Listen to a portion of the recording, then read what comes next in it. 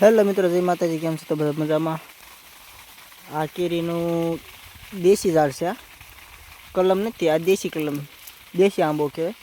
દેશી આંબામાં આ પાયરી કેરી છે. આવડે પાયરીનું ગોઠલું આવે ને, કલમ નથી વળવાની, પાયરી છે. જો કાળી કેરી હોય અને લુરખા જ આવે છે આના. બીજી ખાસિયત જણાવી દઉં કે આ કેરી ખાવામાં ટેસ્ટમાં આવે એક નંબર. જો આ બહુ હાઈટમાં સાઈઝમાં નથી વધતી, પણ આની કેરી ખાવામાં એક નંબર આવે છે. અંદરથી એકદમ લાલ અને ગળી પણ બહુ હોય છે. એની એક પ્રોબ્લેમ આવે છે કે જે આ કેરી 2 દિવસ પાકી ગઈ પડી રહી હોય એટલે તરત આમાં 2-3 દિવસમાં અંદર જીવાત પડી જાય છે, નીચે પડી ગયું એટલે.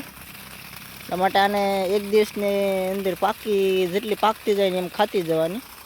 2-3 દિવસ તો નહીં પડી રહેવા દેવાની. એટલા માટે અમે આ આંબો વેડતા નથી. અને આ ઉપરથી આપણે હાંખું